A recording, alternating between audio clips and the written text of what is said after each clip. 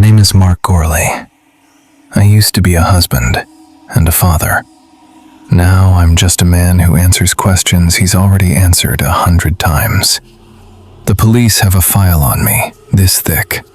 They call it grief-induced psychosis. I call it Tuesday. I'll tell you what happened. Not because I think you'll believe me, but because someone should remember their names. Claire, Ben, little Zoe. And because every night, when I close my eyes, I still hear the honey song. We went to the Candy Bear family diner for Ben's 9th birthday. It was his idea. He'd seen a commercial on some retro streaming channel, puppets that looked like they'd been assembled from nightmares and cotton candy. But Ben was that kind of kid. Loved old things, loved broken things. He said the place had character. The diner sat at the end of Maple Street, like a rusted lunchbox. The sign showed a fat bear in a chef's hat, holding a spatula in one paw and a dripping honeycomb in the other. The bear's eyes followed you as you pulled into the parking lot. I told myself it was just the wind playing with the chains. Claire squeezed my hand. "It'll be fun," she said. "For Ben." Zoe, our youngest, was already bouncing in her car seat. She'd spotted a giant fiberglass bee next to the door. "Bumblebee!" she shrieked. That bee's name was Buzzworthy. I learned that later. I learned all their names, the way you learn the faces of the people who bury you. Inside, the air smelled like burnt sugar and mildew. The hostess was a pale girl named Marla, with a name tag that had been pinned on crooked. She smiled like she'd forgotten how. She led us to a booth under a mural of Candy Bear hugging a crying child. The child's tears were painted in glitter. "The family will be out soon," Marla said. Then she walked into the kitchen and didn't come back. There were 4 animatronics on the stage. I remember every bolt. First, Candy Bear himself. 7 feet of patchy brown fur, 1 blue eye and 1 brown, and a smile that never stopped. His right paw was missing 2 fingers. The exposed metal looked like claws. Second, Lolly the giraffe. Her neck went up into the ceiling tiles. Her spots were old candy wrappers. When she moved, she made a sound like someone dragging a chair across a wet floor. Third, Buzzworthy the bee. He was small, maybe 4 feet, and he ran on a track between the tables. His wings had been replaced with razor blades. Management called it art. I called it the first time I should have grabbed my kids and run. Fourth, Granny Toffee. She was a badger in a floral dress and cracked glasses. Her face was frozen in a look of desperate, weeping joy. Her jaw clicked when she talked. She was the one who sang the birthday song. The party started at 6:30. Ben's cake was shaped like Candy Bear's head. The frosting was so red it looked like blood. Zoe ate 3 slices. Claire took photos. I remember thinking, this is fine. This is normal. Kids love this stuff. Then the lights dimmed. The animatronics came alive. Candy Bear raised his spatula. Lolly's neck cranked down until her face was level with ours. Buzzworthy buzzed between tables, his razor wings humming. And Granny Toffee stood up. She wasn't supposed to stand. Every ad showed her in a rocking chair, but she rose like a corpse from a grave, her dress tearing at the seams, and she took 1 step toward our table. "Happy birthday, dear Benjamin." I looked at Claire. "Did you give them his full name?" "No," I said, "Corley Party." Ben went pale. "She knows my name," he whispered. That's when Candy Bear turned his head, not with a servo whine, but smooth like oiled muscle, and looked directly at me. His smile grew Not wider in a mechanical way. The latex stretched as if something underneath was pushing out. "Finish your cake," he said. "We'd hate for anyone to leave hungry." I laughed nervously. Claire laughed too. Ben didn't laugh. Zoe just asked for more frosting. At 8:45, the diner announced closing. Families filed out. The lights came up. The animatronics froze in place, their eyes dark.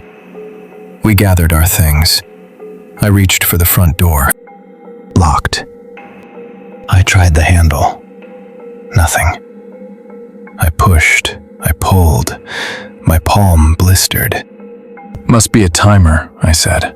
"I'll find the manager." I found Marla instead.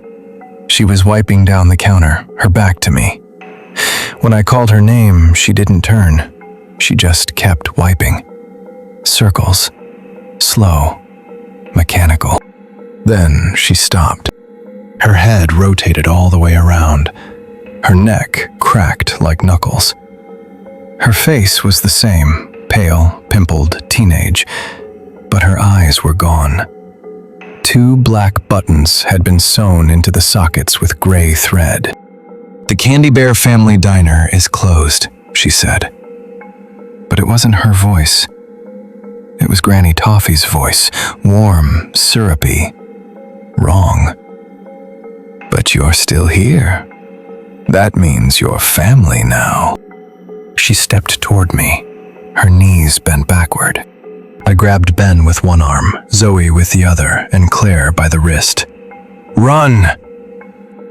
We ran through the diner, but the diner had changed. Hallways stretched where walls should have been. The kitchen went on forever, row after row of empty ovens and refrigerators that hummed with no power. We found a stairwell going down. We took it. At the bottom was a basement that didn't exist on any blueprint. And in the basement was a ball pit. A deep, black pit filled with grimy plastic balls that smelled like old milk and rust. Behind us, I heard Lolly's neck snapping through the air. Claire pushed Ben toward the ball pit. "Get in, hide!" Zoe was already crying. I shoved them both in and turned to face the darkness. Candy Bear emerged from the stairwell. His mismatched eyes glowed red. His mouth opened, wider than any head should open, and inside was not metal. It was a throat, wet, dark, pulsing. "Thank you for the meal," he said. He reached for Claire.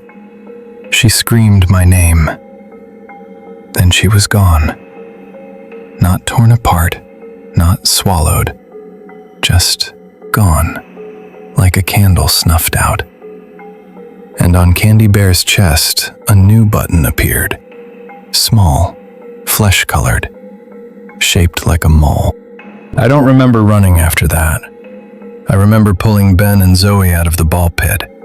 I remember dragging them through a freezer, past hanging meat hooks, into a walk-in cooler.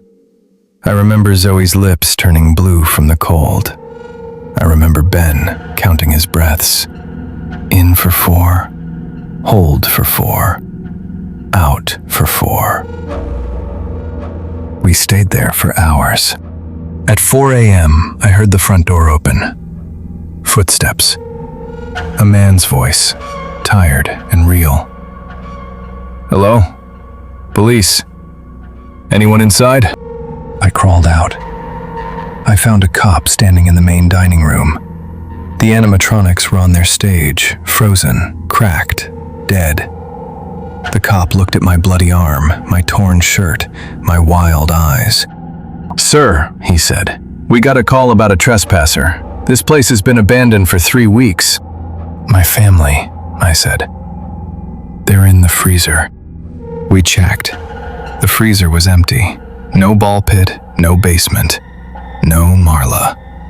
Just a normal kitchen, a normal dining room, and 4 broken machines with dust in their joints. The cop wrote a report. The search found nothing. Claire, Ben, and Zoe, gone like they never existed. I go back every night. I sit in my car and watch the diner. Sometimes, around 2 a.m., a light comes on in a window that shouldn't be there. And if I press my ear to the glass, I can hear them. Claire's laugh, then counting. Zoe crying for her daddy. And then Candy Bear sings. Come to the Candy Bear, where the family stays forever. I knock until my knuckles split, but the door never opens. Not for me, not yet.